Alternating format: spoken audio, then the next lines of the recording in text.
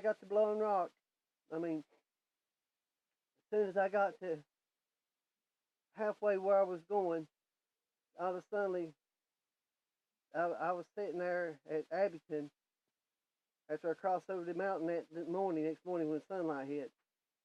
And I crossed over the mountain, and there was the road, but I couldn't figure out where it was at. So, so I took and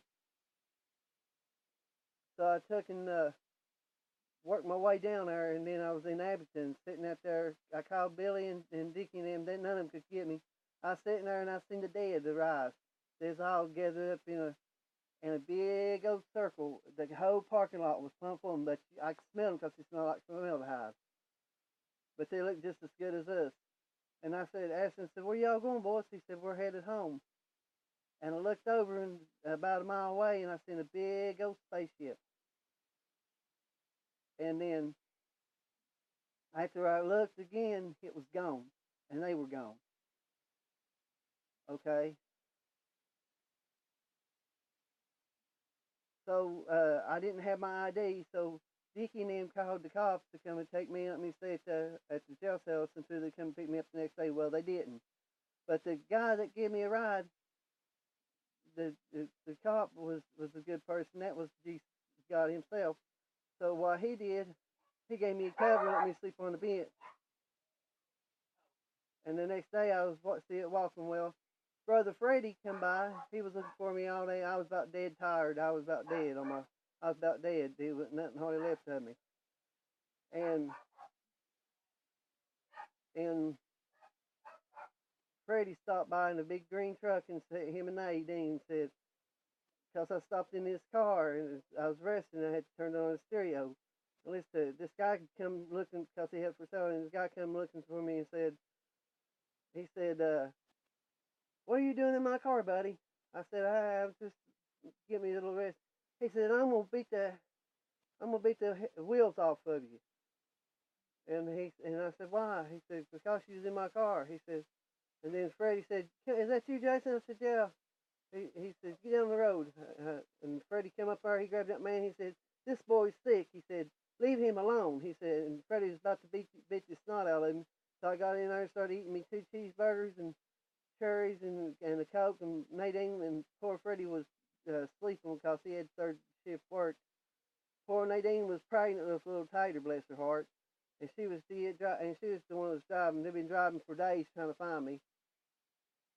And as soon as I got to Dickie's, my foot was all broken down and stuff, and I was puking up blood before I was so dehydrated. Well, they sent me to the hospital. Billy was there. They called Billy to take me to the hospital, and Chucky and Dickie and them did there. And well, one minute I was David, next minute I was Jason, and then I thought sure somebody shot me in the back of the head. I was just out of it. So Billy, they brought me back home and they was chilling and started talking to them, and and they called Billy to come get me, take me back to the hospital. Well, I went back to the hospital, and when I went back to the hospital, they gave me more IVs in me, pumped more IV water in me, and I still see myself as an angel with real small, big eyes. And she looked at me, and Billy was there. He was crying and said, what's wrong with my brother? He's crazy. He slipped out. He's crazy. She looked at me, and Angel did. She sat right there at the courthouse. She said, Jason, she said, I hate puny humans, don't you? I said, yeah. She said, have you ever had any military experience, LCC? I said, yeah. She said, well, if you had military experience, you'd become a cop because we need one right now. So she went ahead and sent me marrying, and I'm glad that she did because guess what? I went to heaven. And on that ship, and at the heaven, I seen the devil and one of the angels of the wind by the tattoos. And the devil showed me just what he looked like on his tattoos. And where he was going, he had a big old jail. He was in like a prison jail bar cage. They had him chained up. And that angel from the wind, she said, "Do you know who I am?" I said, and she's very beautiful too, and she smelled like cookies. She said, "Do you know who I am?" I said, "Yeah, you're one of the winds on all four corners of the earth." She said, "You're right." And he said, "Do you know who I am?" I said, "Yeah." I said, by my tattoos." I said, "Yeah." And he didn't look scary a bit. He looked human with two little horns on his head. So she grabbed him, and he was scared of me, and she grabbed him right by the arm, and she said, "You sit right down here, buddy. You ain't going nowhere." He was trying to squirm, try to get away. And then I looked over again, and there was the devil again, in a different form, a painting and worrying. He was mad. He started cussing up a storm, and they took him and put him in a padded room cell. And that next day, I woke up. I come in there, and there's I was there, see it, but they was undercover because it was another day. So I stayed in there. I'd say about 2 months. Poor mom and them had come back from North Carolina, come get me. Well, she took me to Dickie's house. Dickie come got me. But just because I was sitting out, watching the stars and praying, they was a spaceship was right there hovered over top of their house to pick me up. Cause they had to go through the bushes in the mountains, and that's how they come up behind me in the cornfield. Cause that's where a lot of the angels makes their appearances by making signs in the cornfield. And Dickie come out there and said, "Grizz, you need to go back to bed." I said, "Well, I'm where I work third shift, and he's just sitting up." And the spaceship disappeared because I seen the lights flashed on the spaceship, and it was huge. And I seen one of the angels was the one that was controlling it. And then they had to make a secret getaway, so they took me back to Marion. And when they did, I seen that angel there too. There's all angels there to help me.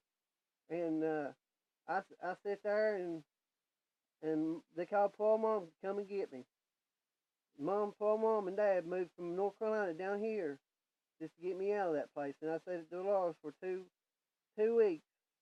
And then when I did, I sat and took and drawed.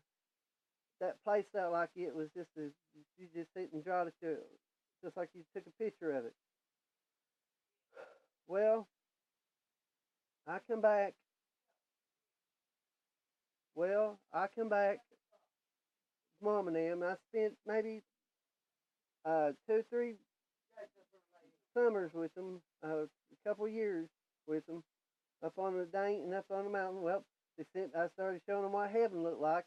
I built a model of it. Well, everything started changing. The curtains and everything started changing colors and everything.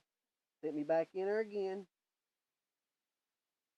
This time, I seen the angel with the rainbow, supposed to be a rainbow on his head, but it was on his head. It was on his Bible, and it was ancient. It was small white, painted with a rainbow with a door underneath, and that means the door was Jesus Christ, and the door was about closed. And I sat and learned from him. He kept me out of trouble. He had a white gown on, a white shirt on with the white pants that looked like a gown. And he showed me the Pope. He knew the Pope by heart. And when I got out of there,